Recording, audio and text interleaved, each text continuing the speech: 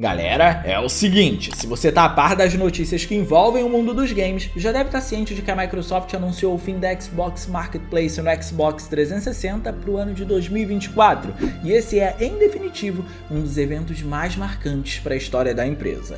Para quem não sabe, foi com o Xbox 360 que a Microsoft conseguiu se tornar popular no mercado dos consoles de mesa, e não só isso, foi com esse console que muita gente conseguiu ter acesso à 7ª geração de videogames. O que chama a atenção para o encerramento da loja do Xbox 360 é que ela não foi apenas uma loja, existe um legado ali. Foi com essa loja que a comercialização de updates para os jogos começou a se tornar algo popular, permitindo correções ou acréscimos nos títulos.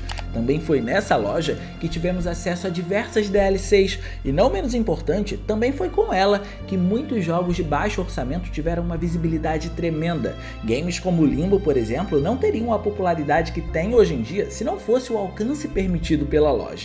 Limbo é uma obra de arte da criatividade, é aquele tipo de jogo que poucas mentes conseguiriam idealizar mesmo que use tão pouco do hardware do console. Ter o encerramento dessa loja quer dizer que no Xbox 360, muita gente que não conseguiu comprá-lo não vai ter acesso ao jogo nele. E isso também é muito triste para amantes de franquias como Tomb Raider, por exemplo. Eu não sei se vocês se lembram, mas existiu um acordo de exclusividade entre a Crystal Dynamics e a Microsoft para que as DLCs de Tomb Raider Underworld fossem exclusivas do Xbox 360, e assim é até os dias de hoje. Se você não tiver um Xbox 360 ou qualquer sucessor dele com acesso à retrocompatibilidade, é impossível conseguir jogar essas DLCs, e talvez possa parecer apenas mais um acréscimo no game, mas acreditem, as DLCs de Tomb Raider Underworld são de extrema relevância. Se você jogou o título em qualquer outra plataforma, sinto em te informar, mas a sua experiência foi incompleta porque o verdadeiro final do game acontece por aqui, com essas duas DLCs exclusivas. Por isso, o legado da Xbox Marketplace não é pequeno, e esse pode ser o fim de vida do console. Mas ao lado disso, o fim do Xbox 360 é mais surpreendente do que parece. Chego a dizer que o console conseguiu entregar uma experiência de uma geração à frente da que de fato ele faz parte, e eu preciso muito fazer jus ao que esse console merece, porque eu acredito que muita coisa não seja do conhecimento de vocês. E se você puder, você também pode fazer jus ao trabalho que eu faço por aqui, fazendo a boa ação do dia, clicando no gostei e se inscrevendo no canal, ativando o sininho para não perder os vídeos de terças, quintas e sextas às 19 horas. Mas a pergunta que não quer calar, é realmente o fim da vida do console ou o começo de uma nova era para quem ainda vai comprar ele? Pode parecer bobagem, mas o Xbox 360 continua sendo muito comercializado. E mesmo quem não vai comprar o videogame porque já o possui, é comum volta e meia ficar ligando ele para poder testar aquele jogo da feirinha que foi comprado há décadas atrás, ou algum jogo original que por algum milagre você conseguiu ou ganhou de presente. Tudo isso faz parte do legado do console, não mencionar seria quase um ato criminoso. Só que você sabe exatamente que tipo de experiência você estava consumindo no final da vida do console? Vou te apresentar na íntegra com detalhes agora. A sua visão de consumo dele vai mudar. A chegada da nova geração aconteceu em 2013 e muita coisa legal aconteceu nesse ano no Xbox 360. Podemos determinar que esse foi o ano em que tivemos um santo graal sendo executado nele, mas o santo graal que foi executado nele não era exclusivamente feito para ele. E isso nos leva para o ano de 2012. É lá que muita coisa acontece. O estopim da plataforma foi por aqui. Apesar do ano de 2013 ser realmente importante para a plataforma, foi no ano de 2012 que nós encontramos tentativas extremamente arriscadas para poder fazer com que o Xbox 360 fosse ao seu limite. E não, essa também não é uma experiência exclusiva, mas ela prepara a gente para o que está por vir. Se vocês me perguntarem qual período da franquia Medal of Honor, também popularmente conhecido como Medalha de Honra, é o meu preferido, eu vou responder com muita franqueza: os jogos antigos. Quando Medalha de Honra era algo único, lá no período do PS1. Mas é injusto não reparar a tecnologia que ele trouxe no Xbox 360 quando o console estava no seu fim. Medal of Honor fez um retorno no ano de 2010 para os consoles. A parte interessante da história, no entanto, está ao observarmos seu parente técnico Battlefield e a sua sequência, Medal of Honor Warfighter. Bom, eu acredito que o nome Frostbite não seja um segredo para ninguém por aqui, mas caso seja, eu vou apresentar para vocês. A Frostbite foi um motor gráfico feito pela DICE, com um foco em sustentar os games da franquia Battlefield. E quando se fala nessa versão do motor, o que mais explica sobre ele são os exemplos práticos. E não tem jogo melhor para poder fazer isso do que Battlefield Bad Company 2. Ali o motor gráfico estava se responsabilizando por trazer cenários amplos, densos, mas mesmo assim destrutíveis. E por conta da amplitude desses ambientes, a destrutibilidade tinha um alcance bem grande, porque os elementos que os deixavam densos eram destrutíveis. Eles faziam parte dessa destrutibilidade. Então tinha muita coisa interativa. Era um show técnico naquela época. E mesmo não fazendo parte dos títulos mais novos, já era impressionante o Xbox 360 executar algo daquele porte. A DICE com Battlefield sempre foi muito inovadora no quesito tecnologia. Era muito difícil não se impressionar com os feitos da empresa nos seus jogos, mas isso precisou ser reduzido à medida que o fim se aproximava. No Battlefield 3, por exemplo, tanto a destrutibilidade como também o tamanho dos cenários foram reduzidos. E isso aconteceu porque o objetivo era achar uma espécie de consenso. Vamos lá. A ideia era fazer com que os consoles daquela época atingissem o realismo na franquia, se aproximassem dos PCs, mas também conseguissem fazer tais façanhas usando a destrutibilidade, já que esse é um elemento primordial da franquia pelo qual ela ficou conhecida. Quanto mais o tempo passava, mais os computadores avançavam e mais o mercado dos consoles pedia por um novo substituto. Battlefield 3, com sua tecnologia de ponta, precisava mirar nos dois cenários, tanto no cenário em que exigia um novo console, mas ainda não tinha, então ele precisava lidar com consoles como o PlayStation 3 e o Xbox 360, assim como também ele precisava mirar no cenário dos PCs que estavam ficando cada vez mais poderosos. O auge do Battlefield 3 era nos PCs, mas ele precisava entregar algo que se comprometesse também com os consoles. Por isso ele reduziu os ambientes, os deixando mais lineares, e diminuiu a intensidade da destrutibilidade, bem como pré-calculou as coisas mais grandiosas que iriam ser destruídas, limitando a interação dinâmica com o ambiente que a gente conheceu lá no Bad Company 2. Só que esse foi só um primeiro teste. A gente sabe que quanto mais perto do fim um console tá, mais se aprende sobre o seu hardware, e com a 7ª geração não foi diferente. Medal of Honor Warfighter em 2012 veio cheio de audácias considerando tudo isso que a gente falou, e conseguiu aumentar o tamanho do cenário e melhorar a qualidade gráfica se focando no realismo. Parece que eles realmente conseguiram aprender mais sobre o console e como implementar uma tecnologia de ponta como a Frostbite aqui. A diferença para Battlefield 3 não era a coisa mais gritante, mas a forma como os jogos se desempenhavam nos consoles era. Medal of Honor foi mais competente ao entregar um resultado muito mais interessante em hardwares mais limitados, como era o do Xbox 360 e do PlayStation 3.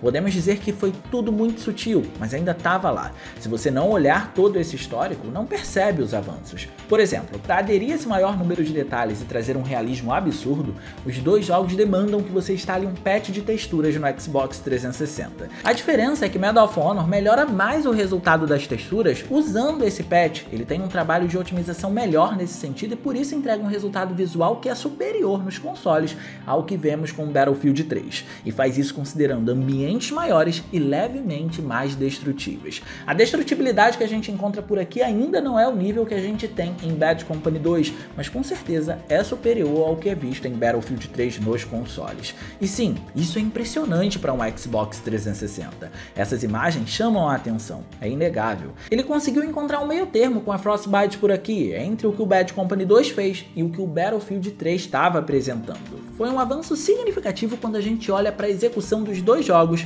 nos consoles especificamente, mas dá para fazer o jogo se destacar mais. Aqui ele roda em 1280 por 704 pixels, e mesmo assim ele entrega uma experiência em HD nativo que acontece em 1280 por 720. Estranho, né? Como um jogo que roda em 1280 por 704 vai ter o mesmo resultado que uma resolução em HD nativo. O que acontece aqui é que essa perda nos pixels verticais não foi compensada com a imagem sendo esticada, como comumente acontece. Quando você está executando o game, a imagem fica com barras pretas na parte inferior e superior da tela. Isso faz com que o console não precise renderizar nada naquele trecho e assim a nitidez não foi comprometida, fazendo com que o resultado seja idêntico ao 720p nativo. E por que isso foi importante?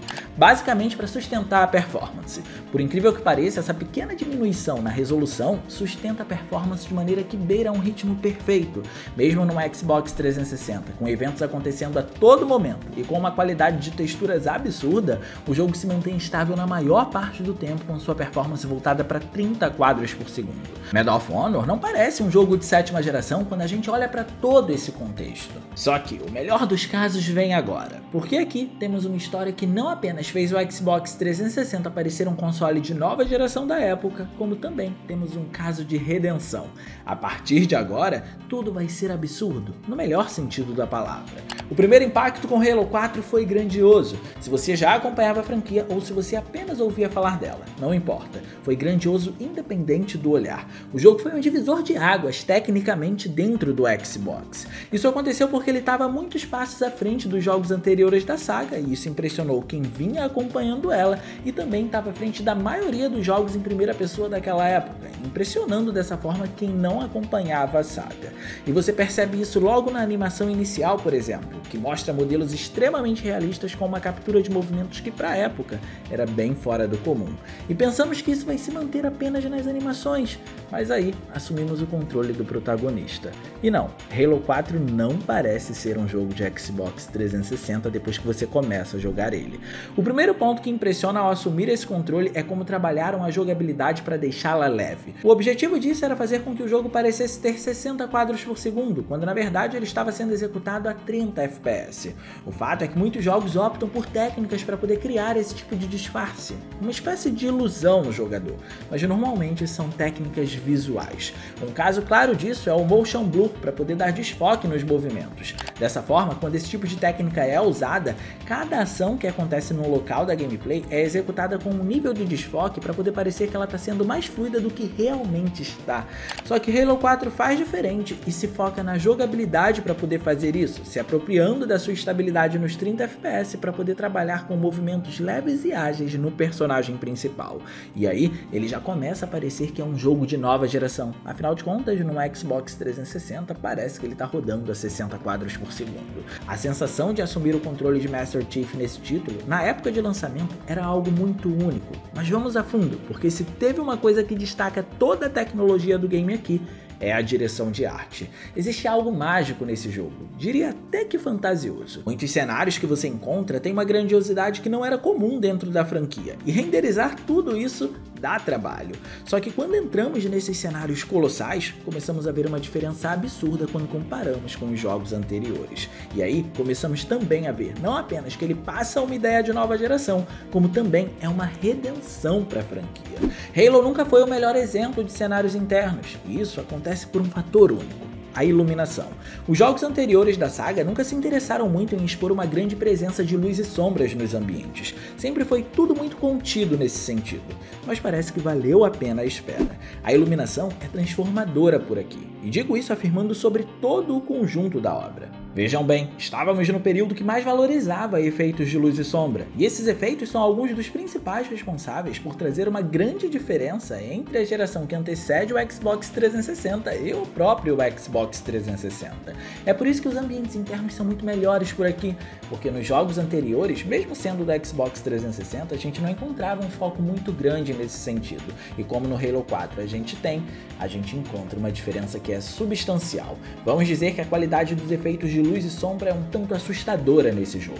As sombras em si não tem nada demais, na verdade. O destaque para elas vai para o fato de que agora elas estão presentes em larga escala, e isso acaba dando mais complexidade para os cenários, principalmente os cenários internos, que são os que mais se beneficiam disso.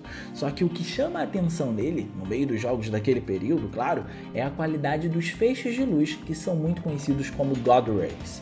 Segundo minhas pesquisas, não é o caso, mas o jogo parece utilizar uma técnica volumétrica para cada ponto que emite um feixe de luz por aqui. O efeito tem um volume, um alcance, uma dispersão e até uma dinâmica que são tão incríveis que parece ser um efeito volumétrico, um efeito que por sinal veio se tornar popular na geração seguinte, mas de acordo com sites especializados, não é o caso. E não ser o caso só faz a gente dar ainda mais mérito para o jogo, porque os resultados são impressionantes na hora de atuarem nos ambientes. Ver os cenários serem incendiados com essa luz ou objetos bloqueando a dispersão dela de maneira tão orgânica é incrível. Não parecem ser efeitos de um console como o Xbox 360. No meio disso tudo, ele ainda dá conta dos 720p que acontecem nativamente, e não podia ser de outra forma. Os 720p foram fundamentais por aqui, e eu vou explicar o motivo.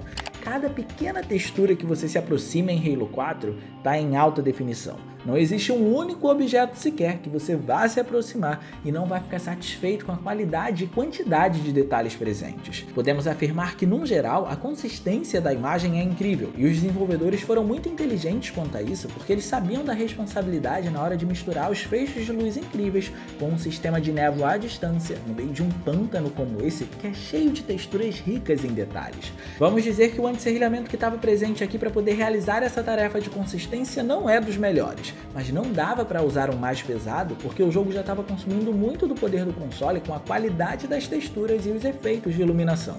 Só que também não tinha como não ter a presença de um anti-serrilhamento, porque aqui temos um show de partículas com inimigos que se dissolvem e se materializam, além de explosões muito bem feitas no meio de cenários com texturas tão boas, e a animação dessas partículas é algo que realmente chama a atenção. Tudo foi muito bem feito, ou seja, todo o conjunto demandava um anti-serrilhamento, porque a não suavização de elementos atrapalharia a consistência tanto dessas pequenezas, como também de todo o conjunto da imagem que era apresentado em alta definição graças a essas texturas.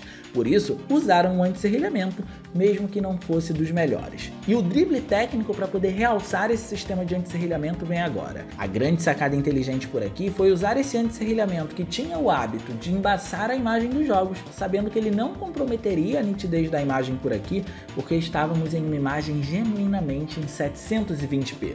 Por isso o 720p foi tão importante quanto o sistema de anti-serrilhamento. E esse foi o primeiro Halo da franquia que fez isso nessa resolução.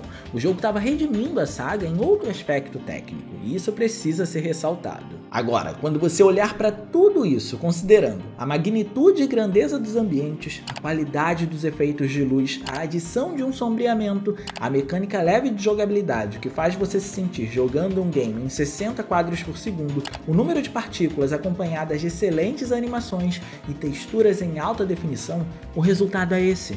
Halo 4 é um dos jogos mais impressionantes do seu período. Citei medalha de honra antes porque mesmo com a Frostbite amparando aquele game, ele não traz texturas tão bem trabalhadas e efeitos de luz tão à frente do seu tempo como Halo 4 trouxe. Ele serviu para vocês verem o que um jogo exclusivo é capaz de fazer em uma plataforma, e o melhor é que não há necessidade de nenhum patch por aqui para a gente atingir esse resultado à medida em que a gente joga. O Xbox 360 conseguiu ter um fim com um grande exclusivo. Mas existe o santo graal, e ele é GTA V, que veio um ano após. GTA V tem muitas peripécias técnicas que nós vamos comentar em um vídeo só para ele, mas é impossível não mencioná-lo em um período em que vemos muitos desenvolvedores mencionarem a ausência de loadings ou trocas instantâneas graças ao uso de um SSD da geração que a gente está vendo atualmente. O jogo da Rockstar fazia esse tipo de transição há anos atrás, em hardwares de 3 gerações passadas. A gente não pode usar isso para poder desmerecer a geração atual, a ideia não é essa. O que a gente tem que pensar com esse evento é como a Rockstar fez esse milagre técnico, porque definitivamente não era algo comum. Por isso, é com essas experiências que parece que vemos o Xbox 360 no fim, mirando em algo muito mais à frente. Esse daqui foi um console tanto, por isso muitos ainda pensam em comprá-lo, e considerando esse cenário, seria esse o fim da era do Xbox 360 ou o início de uma nova era para quem vai comprar o console? Deixa aqui no campo dos comentários se você ainda usa o seu Xbox 360 ou se pretende comprá-lo. E no mais, eu vou ficando por aqui. Eu espero muito que vocês tenham gostado desse vídeo. Se vocês gostaram, não se esqueçam de clicar no gostei, porque isso ajuda pra caramba. E de quebra você faz a boa ação do dia e se inscreve no canal ativando o sininho das notificações para não perder os vídeos de terças, quintas e sextas às 19 horas. Minhas redes sociais vão estar aparecendo por aqui se vocês quiserem trocar uma ideia, eu sou todo ouvidos. Era isso, um grande abraço e a gente vai se ver na próxima.